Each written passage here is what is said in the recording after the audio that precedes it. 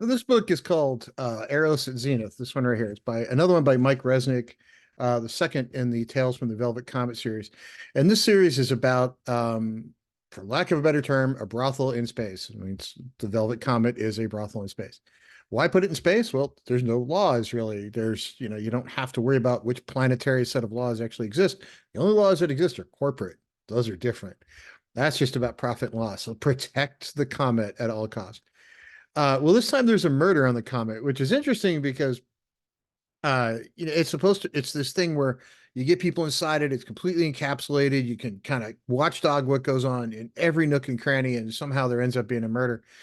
So of course a detective comes up, but not a detective that's, like, hey, I work for the Dallas Police Department, right? Not like that. This is, hey, I work for the company. I got to go figure out who did this, and I'm an internal detective that solves these problems. And of course, he's shockingly ambitious. He's younger. He sees himself. He wants to be the next person. By the time he's 45, he wants to be the chairperson of this mega corporation. Who doesn't have that ambition when they're younger? Okay, not everybody has that ambition, but you can see we've all known people like that. The things I like about Mike Resnick books, especially the series, is sometimes you're just in the mood for something that's not 550 pages of deep inner meaning story. They're just entertaining.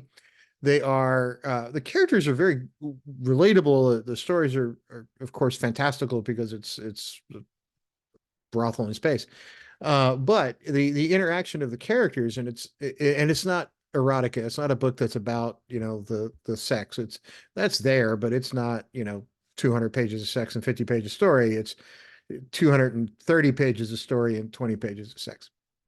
Um, but the thing about it is the characters are very relatable, very understandable, and they're very driven by different motivations.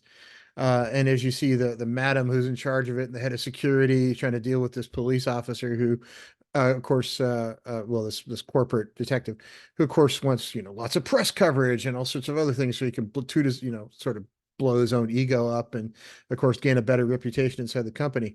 It's, hey, is that really good for the most exclusive whorehouse in the galaxy, right? Or we want to keep this low key. So there's this sort of struggle in between the people that run the place and the guy who wants all the attention, to kind of keep it low key. And it's well done. It's one of those books that you can read in sort of an afternoon. Most of Mike Resnick stuff is like that, which is one of the reasons I really like it, because if you're in the mood for something that's just sort of lighthearted and you just want something you can read on an airplane or across a weekend, his stuff is usually the one. His characters are usually very, very relatable and very understandable, and you get where their motivation comes from. They're not stiff and wooden. They're very sort of, full of life. And I really like his work. So if you get the chance, this series is fun.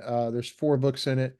I've done videos on the first 2 now. I'll reread the others and do videos on those as well. But highly recommended. And no, you do not have to read the first one to read the second one. So if you come across a copy of the second one and pick it up, you can read them out of order.